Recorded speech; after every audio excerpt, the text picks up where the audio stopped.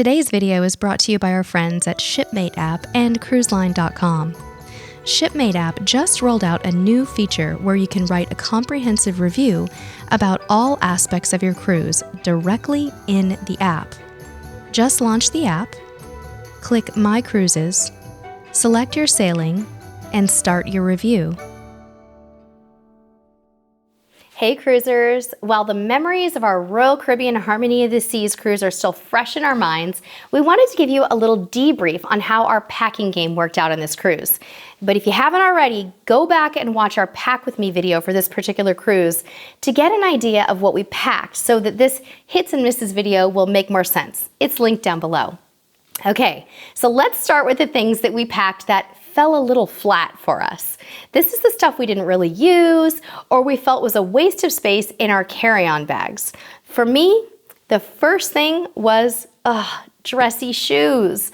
On our next Caribbean cruise, I might ditch the fancy formal night shoes and pair my formal night dresses with my everyday dinner sandals. I found the fancies just to be a little bit too uncomfortable while traversing such a ginormous ship. And in this case, it was a waste of space in my suitcase. And I felt like my regular dinner shoes were formal enough. Also, I think we all packed a bit too many clothes for this trip, even going carry-on only.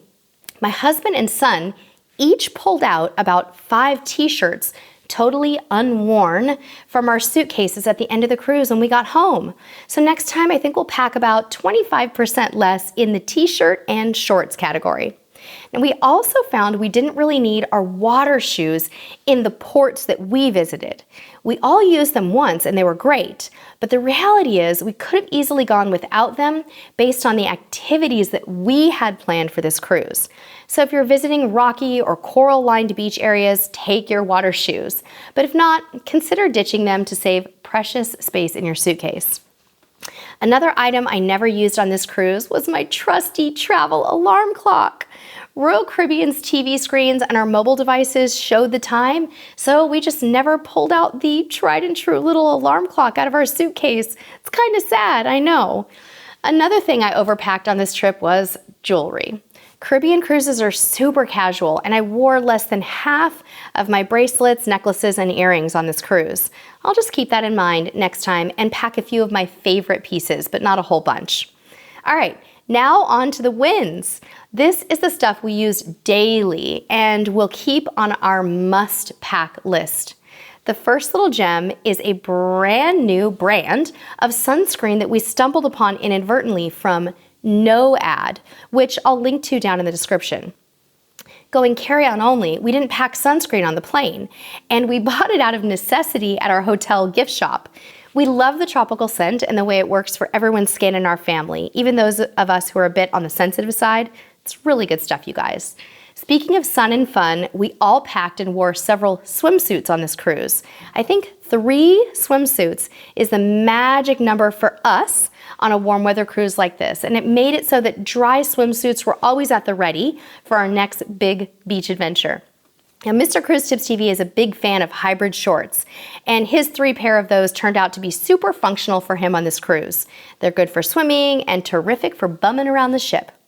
Now, because this cruise was so warm and we were traveling during the summer months, we each wore our flip-flop sandals constantly around the ship, in port, and for me, even on the airplane. I didn't even wear my sneakers, you guys.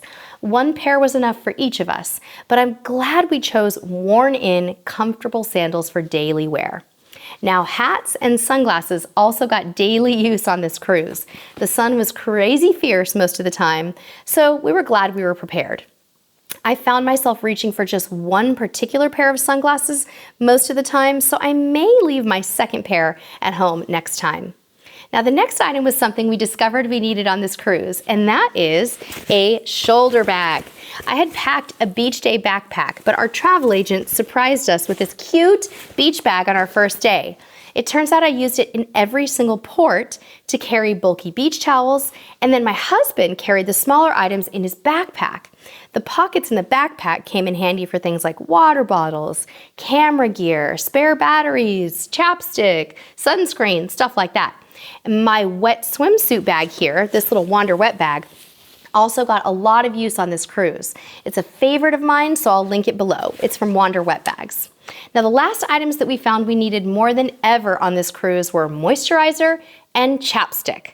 After long beach and pool days, our skin was pretty parched, so we went through a lot of those supplies to keep our skin and lips hydrated. Well, that's it for our hits and misses on this cruise. Here's our question of the day for you. What is one thing you always take on a cruise, and one thing you've packed that you could leave behind? Let us know in the comments below, and come back soon for more Vlogtoberfest goodness.